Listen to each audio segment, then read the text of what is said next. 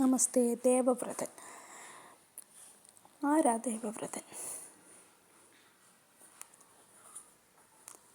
ഗംഗാദേവിയുടെയും ശന്തനു മഹാരാജാവിൻ്റെയും 8ാമത്തെ പുത്രനാണ് ദേവവ്രതൻ. ഒരിക്കൽ ഗംഗാദേവി ഗംഗാനദീതീരത്ത് സുന്ദരിയായി നിൽക്കുന്ന സമയത്ത് ശന്തനു അവിടെ എത്തിപ്പെടുകയായിരുന്നു.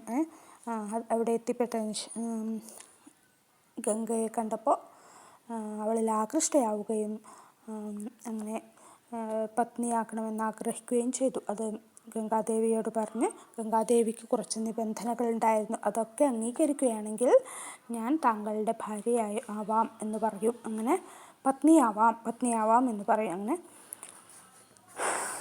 അവർ ഒരുമിച്ച് ജീവിക്കാൻ തുടങ്ങി. പുത്രന്മാരുണ്ടായി. ആ ഓരോ പുത്രൻ ഉണ്ടാകുമ്പോഴും ആ പുത്രനെയും ഗംഗയിലേക്ക് ഒഴുക്കിവിടും. അങ്ങനെ 7 പുത്രന്മാർ, 8ാമത്തെ പുത്രനുണ്ടായി. ഇങ്ങനെ 7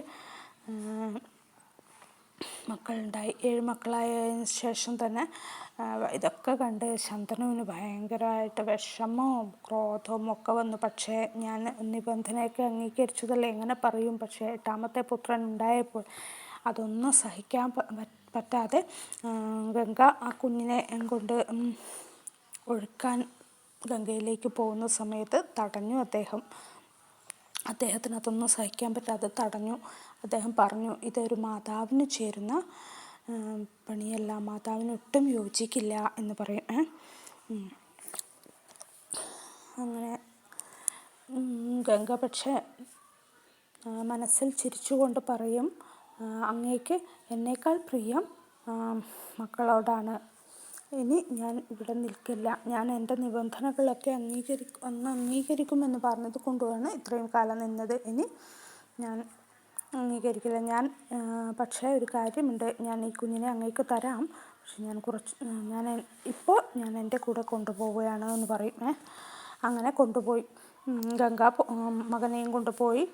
കുറച്ച് നാൾ അതിനുശേഷം ശന്തനു രാജ്യകാര്യങ്ങളൊക്കെ തന്നെ ചെയ്തുകൊണ്ടിരിക്കുന്ന സമയത്ത് കുറച്ച് കാലം കഴിഞ്ഞതിന് ശേഷം വീണ്ടും ശന്തനു നായാട്ടിനായി പോകുന്ന സമയത്ത് ഗംഗാതീരത്ത് വെച്ച് ഒരു ബാലനെ കാണുകയുണ്ടായി. അങ്ങനെ ആ ബാലൻ അസ്ത്രപ്രയോഗം നടത്തുകയെന്ന് അഭ്യസിക്കുകയായിരുന്നു.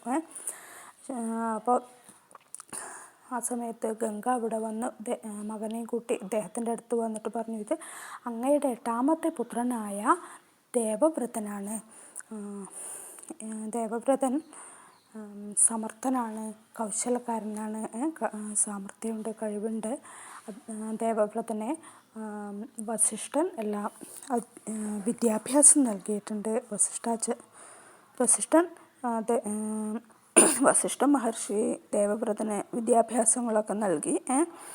ശാസ്ത്രജ്ഞാനത്തിൽ ശുക്രാചാര്യനും പരശുരാമനും ഒക്കെ മാത്രമേ ഇവന് തുല്യരായിട്ടുള്ളൂ എന്ന് പറയും. അങ്ങനെ ഇവൻ എത്രത്തോളം യുദ്ധത്തിൽ കൗശലക്കാരനാണോ അത്രത്തോളം തന്നെ രാജനീതിയിലും സാമർഥ്യമുണ്ട്.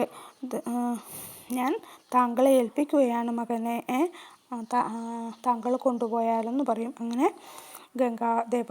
ദേവവ്രതൻ്റെ നെറ്റിയിൽ ചുംബിച്ച് അനുഗ്രഹിച്ച് രാജാവിനെ ഏൽപ്പിച്ച് തിരിച്ചുപോയി. അതാണ് ഈ ദേവവ്രതനാണ് പിന്നീട് ഭീഷ്മാചാര്യരായി അറിയപ്പെടുന്നത്. നമസ്തേ.